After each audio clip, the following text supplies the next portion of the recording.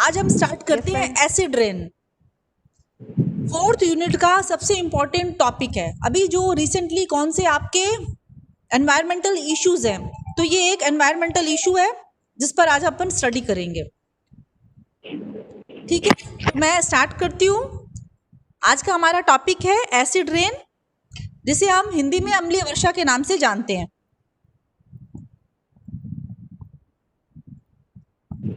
आगे, what is acid rain? Acid rain क्या है? एसिड रेन या एसिड डिपोजिशन, इसको ब्रॉड टर्म में समझा जाए तो एसिड का एक फॉर्म है जिसमें एसिड ऊपर से गिरता है, प्रेसिपिटेट होता है। प्रेसिपिटेट मतलब जैसे कोई चीज छन करके गिरती है ना, प्रेसिपिटेशन के रूप में एसिड कंपोनेंट गिरते हैं, मतलब अम्लीय तत्व या अम्लीय एलिमेंट का गिरना, बारिश के साथ अम्ल का आना एसिड रेन है। एसिड रेन किन की वजह से होती है? ये होती है सल्फ्यूरिक एसिड या नाइट्रिक एसिड। सल्फ्यूरिक एसिड मतलब सल्फर के ऑक्साइड, जब सल्फर डाइऑक्साइड या सल्फर के ऑक्साइड जब जल के साथ क्रिया करते हैं तो वो सल्फ्यूरिक एसिड बनाते हैं। इसी प्रकार नाइट्रोजन, आपको पता है वातावरण में प्रचुर मात्रा में नाइट्रोजन पाई जाती है, लगभग 78% नाइट्रोजन होती है हमारे एटमॉस्फेयर में। ये जो एटमॉस्फेयर में नाइट्रोजन होती है, ये ऑक्सीजन से पहले क्रिया कर लेती है। Nitrogen dioxide, nitrate, nitrite, nitrate, इसके कई कंपोनेंट बनते हैं, NO2, NO3, NO4। ठीक है, और जब ये जल के साथ क्रिया करती है तो ये क्या बनाती है?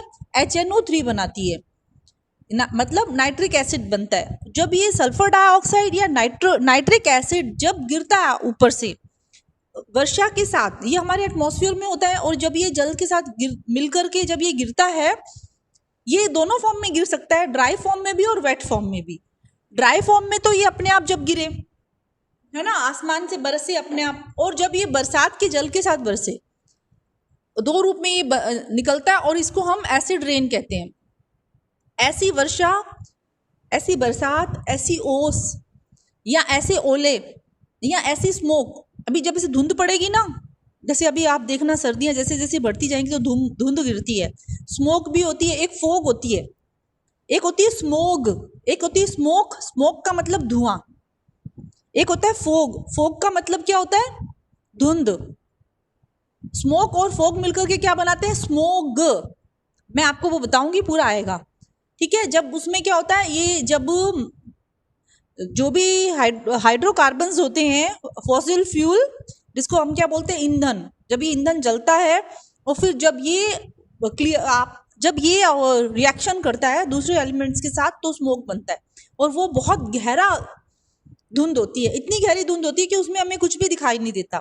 तो किसी भी रूप में, बरसात के रूप में, बर्फ के रूप में, स्मोक के रूप में, या फिर ये जो धुंध के रूप में, किसी भी रूप में एसिड का धरती पर आना, आसमान से गिरना, वो एसिड रेन है। ठीक है, एसिड रेन को हम एसिड प्रेसिपिटेशन और एसिड डिपोजिशन के नाम से भी जानते हैं। अब क्या होता है, अब इसका pH कितना होता है हमें सबको पता है।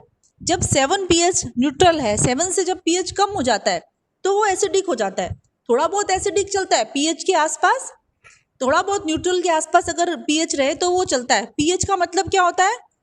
हाइड्रोजन आयन की कॉन्सेंट्रेशन। पर जब वो बहुत कम हो जाती है ना, जब वो 5.2 या 5.2 से भी बिलो हो जाती है तो उसको हम क्या कहते हैं? तो हम उसको एसिड रेन बोलते हैं। तब हम उस प्रेसिपिटेशन को, या जो भी आसमान से गिरने वाली चीज है, बरसात के रूप में, स्मोक के रूप में, फोग के रूप में, वो एसिड रेन में वो कन्वर्ट हो जाती है। ठीक है, अब जैसे नाइट्रोजन के बहुत सारे ऑक्साइड्स हैं, ये नाइट्रोजन कैसे उत्पन्न होती है? नाइट्रोजन एक तो वातावरण में ऑलरेडी है, नाइट्रोजन के ऑक्साइड कैसे होंगे? ये फॉसिल फ्यूल, जिसको हम बोलते हैं ईंधन, पेट्रोलियम, जैसे पेट्रोल, डीजल, इन सब के जलने के कारण जब ये जलते हैं तो जो धुआं निकलता है, उस धुएं के रूप में ये निकलते हैं नाइट्रोजन के ऑक्साइड, जो सबसे ज्यादा नुकसानदायक होते हैं। और ये क्या करता है? मिट्टी को भी बंजर कर देता है। अब इसके हम पढ़ेंगे इसके क्या फायदे हैं और क्या नुकसान है। फायदा तो कुछ भी नहीं है, इसका नुकसान ज्यादा है। अगर एसिड डिपोजिशन ज्यादा हो जाएगा पानी में तो क्या हो जाएगा? जीव जंतुओं की मृत्यु होगी। जीव पादप भी होते हैं और वो जीव जंतु भी हैं, मतलब एनिमल किंगडम और प्लांट किंगडम, फ्लोरा और फोना किसी स्थान का, दोनों में ही लॉस होता है। दोनों में लॉस होगा तो क्या होगा, बायोडाइवर्सिटी वहां की कम हो जाएगी। तो इसमें क्या होगा, इससे हमारे पेड़ पौधों को भी नुकसान होता है, हमारी राष्ट्रीय धरोहर को भी नुकसान होता है, और इससे हमें क्या होता है, इससे इसके फलस्वरूप या तो बहुत ज़्यादा ठंड हो जाएगी या बहुत ज़्यादा गर्मी हो जाएगी, और ये पेस्ट को भी, इसमें कई कई ऐसी चीज़ें होती हैं, बायोडाइवर्सिटी हमारे जो भी जीव हैं जो हमारे लिए जीवन के लिए अत्यंत उपयोगी हैं, अत्यंत आवश्यक हैं, तो उनकी भी बहुत ज़्यादा हानि हो जाती है इससे एसिड रेन से। तो इसमें अगर हम देखें तो एसिड रेन में क्या होगा, एसिड डिपोजिशन हो जाएगा, तो प्लांट को जो भी न्यूट्रिएंट्स हैं, मतलब पोषक तत्व, वो भी पूरी तरह से नहीं मिल पाएंगे। क्यों नहीं मिल पाएंगे, जैसे कैल्शियम है, मैग्नीशियम है ना, ये और एल्यूमिनियम है, इनका बॉन्डिंग स्लो हो जाएगा। सॉइल पार्टिकल्स में इनका एल्यूमिनियम का बॉन्डिंग हो जाएगा, calcium magnesium and can release aluminium, है ना, बॉन्ड टू, ये सॉइल पार्टिकल्स के साथ क्या करेंगे, बॉन्डिंग कर लेंगे। बॉन्डिंग करके क्या होगा, और ये टॉक्सिन का काम करेंगे, ये डिजोल्व फॉर्म में एक जहर का काम करेंगे, और इससे भी पादप पेड़ पौधों की मृत्यु होगी। एसिड रेन क्या करती है, इससे कोरोशन भी होता है।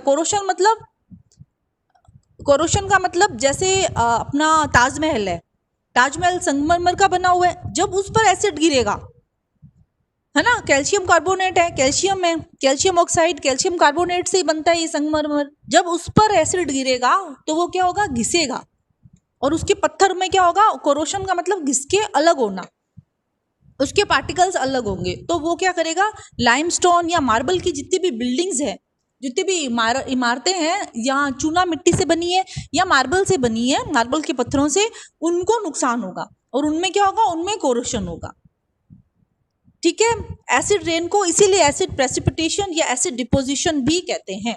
ये अपन ने ऊपर पढ़ा है, उसी का रिपीटेशन है, क्योंकि ये क्या करता है, बस मात्रा इसकी क्या हो जाती है, मात्रा इसकी लो हो जाती है, और ये क्या करेगा, जितने भी हमारी ट्रीज हैं, पेड़ पौधे हैं, इनको डैमेज करता है, और ये क्या करेगा, उनमें स्ट्रेस उत्पन्न करेगा, स्ट्रेस आएगा तो डैमेजिंग हो जाएगी।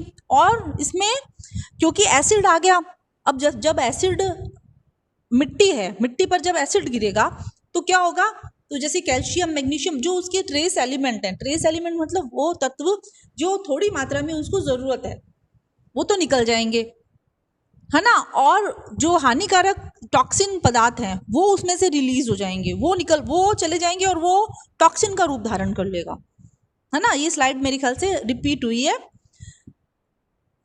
एसिड को हम मेजर किसके रूप में करते हैं, हाइड्रोजन आयन की कॉन्सेंट्रेशन के रूप में, और इसको हम पीएच स्केल पर देखते हैं। ठीक है, जैसा कि अभी मैंने आपको पहले भी बताया, पीएच की यदि हम बात करें तो पीएच यदि 7 से कम है, 7 को हम न्यूट्रल मानते हैं, उदासीन मानते हैं। ठीक है, 7 से जैसे जैसे पीएच कम होता जाता है वो चीज़ उतनी अधिक एसिडिक होती जाती है, और 7 से जैसे जैसे पीएच बढ़ता जाता है वो उतनी ज़्यादा कैसी होती जाती है, बेसिक होती जाती है ना। तो इसका मतलब हाइड्रोजन आयन की कॉन्सेंट्रेशन बढ़ती जा रही है, और यहाँ हाइड्रोजन आयन की कॉन्सेंट्रेशन कम होती जा रही है। अब यदि एसिड रेन का पीएच 5 है ना, तो इसका मतलब उसमें 10 माइक्रो इक्विवेलेंट ऑफ हाइड्रोजन पर लीटर है, तो उसका मतलब 1 लीटर में 10 micro equivalence of hydrogen ion, मतलब हाइड्रोजन आयन की कॉन्सेंट्रेशन 10 है, 10 अगर हो जाएगी 1 लीटर में तो इसका मतलब पीएच 5 है, ये निकालने का तरीका बताया।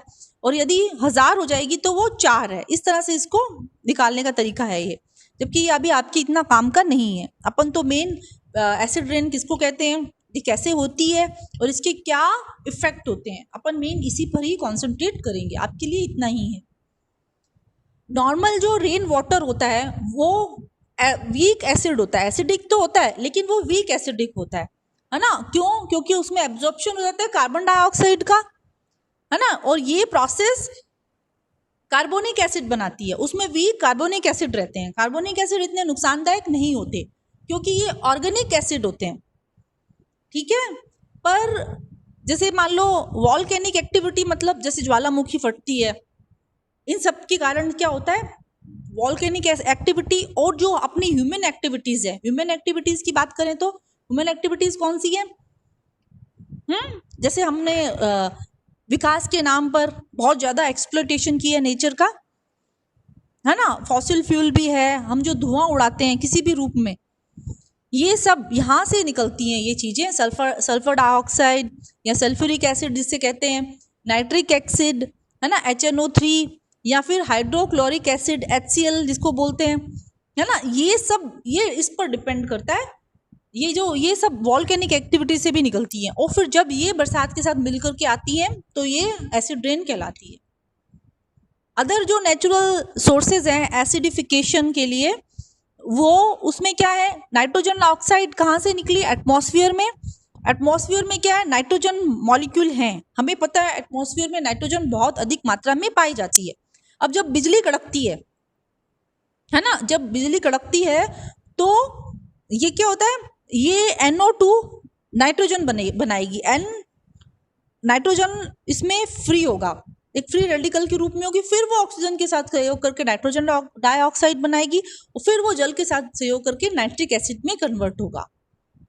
ये तो नेचुरल फॉर्म में, ये तो नेचुरल चीज है, लेकिन ये जो नेचर में हो रही है ये कम मात्रा में होती है, पर हमने जो ह्यूमन एक्टिविटी है उससे एसिडिफिकेशन स्मॉल अमाउंट में ना होकर के लार्ज अमाउंट में होता है, और वो हमारे लिए हानिकारक होता है। ठीक है, अब देखो ये आपको डायग्राम दिख रहा है, इसको पढ़ के इसको समझने की कोशिश करते हैं। आपने अगर इसको समझ लिया, ये आनंद कौन है, roll number A6, sign in external user, दिख रहा है ना आपको मेरी इसमें वेटिंग इन लॉब, या तो टाइम से जुड़ते नहीं हो, फिर नहीं तो जरूर डिस्टर्ब करते हैं। जब मैंने रिकॉर्डिंग ऑन कर रखी है, मैंने बोल दिया था रिकॉर्डिंग ऑन हो गई है, फिर भी टाइम से नहीं आते, अब मीटिंग को अपन लॉक कर दिया करेंगे, वो ज्यादा बेटर है। अनलॉक किया हुआ है मैंने मीटिंग, फिर भी ये हाल है।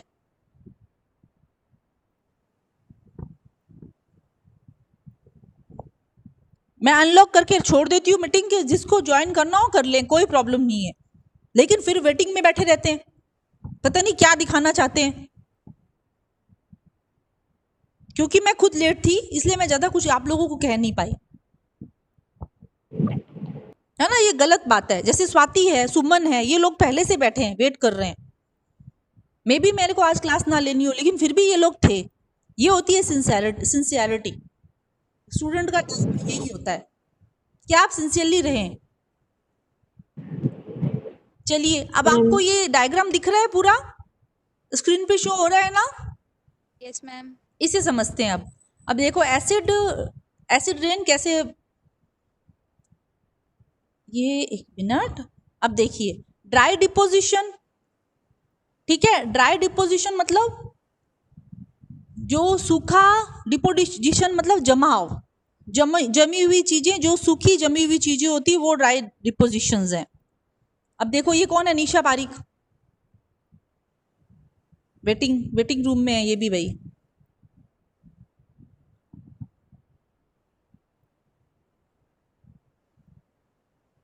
मैं 1 मिनट मीटिंग लॉक ही कर देती हूँ, बेटर रहेगा, फिर ये मैसेजेस नहीं आएंगे, इससे मेरा ध्यान भटकता है, फिर वो आता है ना वो मैसेज, तो मैं उस तरफ देखना शुरू करती हूँ। चलिए अब हम स्टार्ट करते हैं। आप इस डायग्राम को देखिए, ड्राई डिपोजिशन की बात कर रहा है। ड्राई डिपोजिशन मतलब ये ड्राई डिपोजिट किसमें है, ये मिट्टी में है, सल्फेट के रूप में। ये माइक्रो ऑर्गेनिज्म से बना है, मिट्टी में सूक्ष्म जीव होते हैं ना, उन सूक्ष्म जीवों द्वारा मिट्टी में बनाया जाता है सल्फेट के रूप में। ये है ड्राई डिपोजिशन। ये ऊपर से आया, हवा से भी कह सकते हैं, ड्राई सेंस में नीचे गिरा है ये प्रेसिपिटेट के रूप में, और ये मिट्टी में माइक्रो ऑर्गेनिज्म के साथ मिलकर के इसने क्या बना दिया, सल्फेट बना दिया। ठीक है, अब ये जो सल्फेट है ये किसने ली, प्लांट्स ने इनटेक कर लिया, ये पेड़ पौधों के अंदर आ गई। अब पेड़ पौधों से ये ऑर्गेनिक डिपोजिशन के रूप में, पेड़ पौधों से ऑर्गेनिक डिपोजिशन के रूप में ये किस में चली गई, पानी में चली गई, जड़ों के माध्यम से, या फिर पेड़ पौधों के डेड जो भी पार्ट्स है उनके रूप में, किसी भी फॉर्म में ये ऑर्गेनिक डिपोजिशन के रूप में पानी में चली गई। और इसने क्या किया, deposition of sulphate in sediments, sediments के रूप में मतलब अवशेष, अवक्षेपी के रूप में पानी में गई और पानी से नीचे उसकी सतह पर बैठ गई, नीचे बैठ गई सतह पर, है ना। अब यहाँ से ये किस में आएगी, ग्राउंड वाटर में आ जाएगी। अब यहाँ से ये कहाँ गई, ये जा रही है देखो आयरन सल्फेट के रूप में। पानी में इसने क्या किया, आयरन जो भी है, पानी मिट्टी में आया और इसने आयरन सल्फेट के रूप में सेडिमेंटेड हो गई और ये H2SO4 H2S के रूप में रिलीज हुई। और फिर ये यहाँ से फॉसिल फ्यूल में आई और ये किस में आई, जो इसके अयस्क होते हैं अयस्क के रूप में आई। मतलब ये विभिन्न खनिज तत्वों के साथ ये संयोग में आ गई या फिर ये जीवाश्म के साथ संयोग में आ गई और इनके रूप में ये किससे निकली, ये फिर जब इन्होंने जो भी ईंधन था, जीवाश्मीय ईंधन जिसको हम पेट्रोल, डीजल, पेट्रोलियम, इनके रूप में जब ह्यूमन ने निकाला, या जो विभिन्न प्रकार के अयस्क निकाले, मतलब अयस्क का मतलब खनिज लवण निकालते हैं ना, खनिज होते हैं भूमि में पाए जाने, जैसे आयरन चाहिए आपको, कॉपर चाहिए, तो आप भूमि से ही निकालोगे, है ना। और वो उसके साथ में सल्फर भी आ गई और फिर वो आपके बर्निंग फॉसिल फ्यूल के रूप में बाहर निकल गई सल्फर डाइऑक्साइड के रूप में। और ये वॉल्केनो बनाई है, वॉल्केनो मतलब ज्वालामुखी, ज्वालामुखी फटी तो उससे भी सल्फर डाइऑक्साइड निकली। इन अलग अलग रूप में सल्फर डाइऑक्साइड निकलती है। डिकम्पोजिशन ऑफ लिविंग थिंग्स जब डिकम्पोज हो गई, लिविंग थिंग के डिकम्पोज होने से या फिर वेस्ट प्रोडक्शन से, इनका वेस्ट प्रोडक्शन और डिकम्पोजिशन से भी सल्फर डाइऑक्साइड निकली और वो भी मिट्टी में आ गई। एक मिनट, क्या है बोल, हाँ मैं कॉलेज में, मेरी क्लास चल रही है, सॉरी बीच में डिस्टर्ब करते हैं।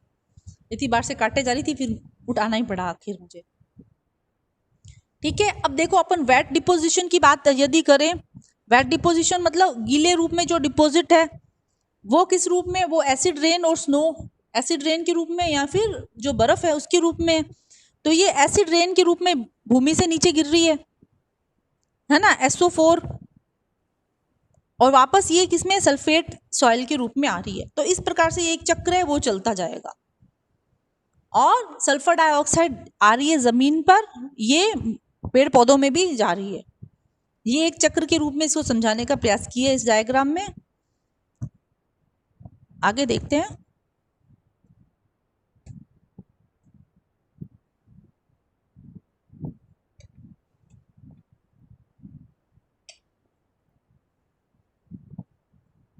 ये आज ये क्यों नहीं हट रहा ऊपर वाला, देखो अब जो एंथ्रोपोजेनिक मतलब जीवों की एक्टिविटीज, सजीव जितने भी एंथ्रोपोजेनिक मतलब अलग अलग जीव जंतु, इनकी जो एक्टिविटीज हैं, पर्टिकुलरली बर्निंग, जैसे फॉसिल फ्यूल है, मतलब कोयला है, तेल है, नेचुरल गैसेस हैं, जब ये जलती हैं, है ना, या फिर मेटल के जितने भी अयस्क होते हैं, इनको जब हम पिघलाते हैं, मतलब मेटल निकालने के लिए, धातु निकालने के लिए धातु कर्म करते हैं ना, धातु कर्म की प्रोसेस होती है।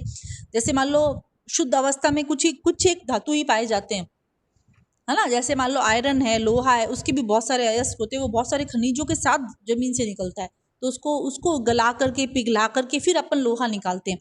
तो जब उसको गलाएंगे, पिघलाने की प्रोसेस होती है, तो उससे भी एसिड डिपोजिशन होता है। ये सब एसिड डिपोजिशन का मेजर कॉज है, यहाँ से एसिड रिलीज होता है। ठीक है, यूनाइटेड स्टेट इसमें ना इलेक्ट्रिक यूटिलिटीज होती है ना, इलेक्ट्रिक यूटिलिटीज मतलब जैसे मान लो आप इलेक्ट्रिसिटी के जितने भी उपकरण हैं आपके घर में, चाहे माइक्रोवेव हो, चाहे गीजर हो, जो भी आप यूज करते हैं, उसमें 70% SO2 रिलीज होती है। ठीक है, और 20% NO नाइट्रोजन ऑक्साइड रिलीज होती है। देख लीजिए, जैसे गीजर लगा के नहाते हैं ना, तो नहाते नहाते अंदर ही मर जाते हैं कई बार। क्यों? क्योंकि सल्फर, कार्बन मोनोऑक्साइड, अगर आपने गैस गीजर लगाया तो carbon dioxide, carbon monoxide release होती है, और अगर आपने इलेक्ट्रिक गीजर लगाया तो SO2 भी रिलीज होती है, वो हमारे लिए हानिकारक होती है। व्हीकल्स वगैरह से तो निकलती है। 60% NO2 इमल्सेशन होता है, मतलब उत्सर्जन, NO2 उत्सर्जन होता है किससे? जो हमारे व्हीकल्स होते हैं उनसे। ठीक है, एटमॉस्फेयर में सल्फ्यूरिक, नाइट्रिक एसिड ये सब जनरेट होते हैं और ये पानी के साथ रिएक्शन करते हैं। और उनकी सिंपल रिएक्शन कौन सी है? बहुत सिंपल रिएक्शन है ये। SO2 जल के साथ रिएक्शन करके क्या बनाते हैं? सल्फ्यूरिक एसिड H2SO4 बनाएंगे। फिर ये H2SO4 जब इस पर सूरज की किरणें गिरेंगी या फिर बिजली चमकेगी तो ये वापस टूटेगा, hydrogen ion plus hydrogen sulphate बनाएगा। फिर ये हाइड्रोजन सल्फेट से फिर क्या होगा? फिर 2 हाइड्रोजन आयन बनेंगे, SO4 अलग हो जाएगा। ठीक है, और इसी तरह से नाइट्रोजन है, नाइट्रेट बनेगा। नाइट्रेट और सल्फेट बनाने की प्रोसेस बताई थी इसमें। ये जो रिएक्शंस हैं ये एक्वस फेज में होती है, मतलब जलीय अवस्था में होती है, और ये वेट डिपॉजिट प्रोड्यूस करती है। मतलब इससे जो भी एसिड बनेगा वो वेट फॉर्म में बनेगा, ड्राई फॉर्म में नहीं बनेगा। गैसीय जब अवस्था में बात करते हैं हम, तो गैस अवस्था में यदि हम ये बनेगी तो ये ड्राई फॉर्म में बनेगी।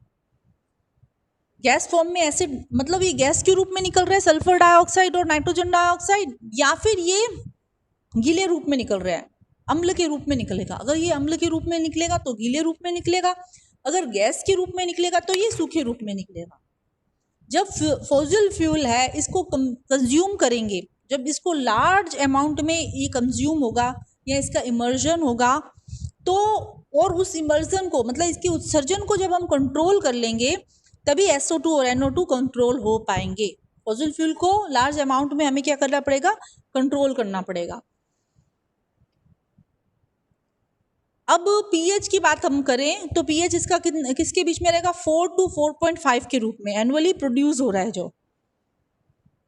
ठीक है, और एसिड रेन अभी तो इतनी ऐसी जबरदस्त आ रही है, 0.3 लेवल तक भी आ रही है, इतनी ज़्यादा एसिडिक हो रही है। ये पॉल्यूशन के लेवल को बताने की कोशिश की है इसमें। इंसाइक्लोपीडिया ब्रिटानिका से लिया गई पिक्चर्स हैं। इलेक्ट्रिक इलेक्ट्रिक यूटेंसिल्स से 66%, इलेक्ट्रिक यूटिलिटी से 66% और अदर से 29% SO2 निकल रही है। जहाँ NO की बात करें, नाइट्रोजन की बात करेंगे तो वो व्हीकल से 58%, सबसे ज़्यादा व्हीकल से निकलती है। फिर इलेक्ट्रिक यूटिलिटीज से 18% और अदर उसमें 24% रहेगा। अब देखो फॉर्मेशन ऑफ रिएक्टेंट। अब जैसे बर्निंग होगा, फॉसिल फ्यूल मतलब जीवाश्मीय ईंधन के जलने से, जीवाश्मीय ईंधन चाहे वो पेट्रोल के रूप में, चाहे डीजल के रूप में, चाहे गैस के रूप में, चाहे तेल के रूप में, किसी भी रूप में अगर वो जलता है तो उसमें क्या होगा? सल्फर एक कंपाउंड के रूप में होगा, प्लस उसमें क्या होगा? ऑक्सीजन गैस के रूप में होगी। फिर उससे क्या बनेगा? सल्फर डाइऑक्साइड गैस के रूप में बनेगी। ठीक है, अब जब जिंक सल्फेट जलेगा, जिंक सल्फेट क्या होगा? वो सॉलिड रूप में है, पर जब वो जलेगा ऑक्सीजन की उपस्थिति में, ऑक्सीजन किस रूप में? गैस के रूप में, तो क्या बन रहा है? जिंक ऑक्साइड बन रहा है। जिंक ऑक्साइड गैस के रूप में बन रहा है और सल्फर डाइऑक्साइड भी गैस के रूप में बनती है। एसिडिक ऑक्साइड जो दूसरा मेजर है जो एसिड रेन के लिए जिम्मेवार है वो नाइट्रोजन डाइऑक्साइड है ना। नाइट्रोजन डाइऑक्साइड या नाइट्रोजन के ऑक्साइड हैं, ये कैसे ये फॉर्म होंगे जब हाईली लोकलाइज्ड टेम्परेचर क्रिएट होगा। कब? जब लाइटनिंग होगी, मतलब जब बिजली कड़केगी या फिर नेचुरल रिएक्शंस होगी एटमॉस्फेयर में, उससे नाइट्रोजन डाइऑक्साइड क्रिएट होगा, उससे नाइट्रोजन डाइऑक्साइड प्रोड्यूस होगा एटमॉस्फेयर में। फिर ये जो नाइट्रोजन डाइऑक्साइड है ये हाई टेम्परेचर पर जब इसको दहन का कार्य किया जाएगा, जैसे बहुत पावर स्टेशंस वगैरह होते हैं, मोटर व्हीकल होते हैं, वहाँ पर भी इसका प्रोडक्शन होता है, वहाँ पर भी ये बनाया जाता है। अब नाइट्रोजन डाइऑक्साइड कैसे बनती है? देखो, नाइट्रोजन गैस के रूप में जब ये ऑक्सीजन गैस से सहयोग करेगी तो नाइट्रोजन डाइऑक्साइड गैस बनेगी। ठीक है, सल्फर डाइऑक्साइड, नाइट्रोजन डाइऑक्साइड, ये क्या है? एसिडिक ऑक्साइड्स हैं। जब ये रिएक्ट करेंगे वाटर के साथ तो ये एसिड फॉर्म करेंगे। सल्फर डाइऑक्साइड रिएक्ट करेगा जब वाटर के साथ तो क्या बन जाएगा? Sulphuric acid, sulphurous acid. पहले तो सल्फ्यूरस एसिड बन रहा है, H2SO3 बन रहा है। ये जो H2SO3 है ये क्या है, जलीय है, जल की फॉर्म में बन रहा है ना। पर ये वापस जब हाइड्रोजन आयन के साथ सहयोग करेगा तो सल्फ्यूरिक एसिड बनेगा, एक और ऑक्सीजन ले लेगा, एक और ऑक्सीजन लेकर के जब ये सल्फ्यूरस एसिड जब एक और ऑक्सीजन ले लेगा तो सल्फर डाइऑक्साइड बनेगा। सेम इसी प्रकार नाइट्रोजन डाइऑक्साइड के साथ होगा, उसकी भी रिएक्शंस होंगी और उसकी भी क्रियाएं होंगी।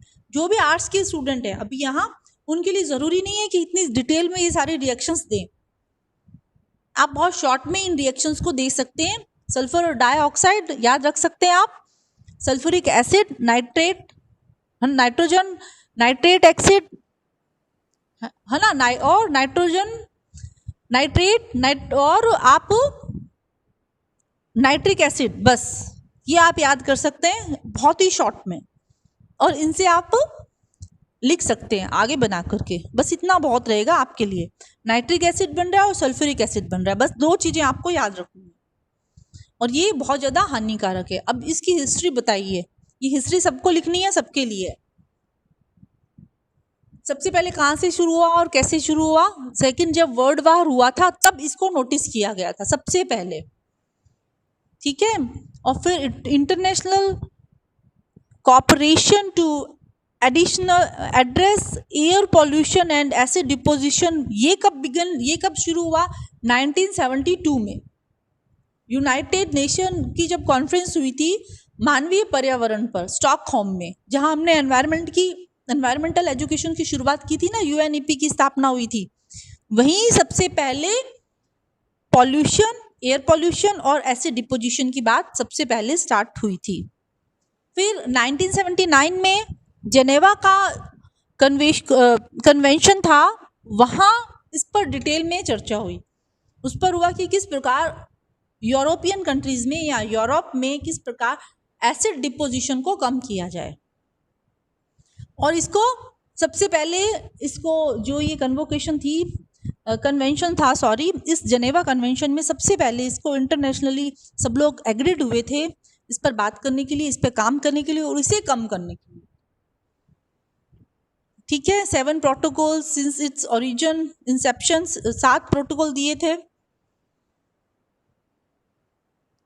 और फिर इसमें ये जो एक्ट बना था, इसमें अमेंडमेंट हुआ था 1990 में। 1990 में पहला अमेंडमेंट हुआ था। फिर वर्क टुगेदर डेवलपिंग अ मेमोरेंडम, एक MOU of intent between the US and Canada, US और कनाडा के बीच में हुआ था। एयर पॉल्यूशन और एसिड डिपोजिशन को कम करने का कब हुआ था? 1970 में।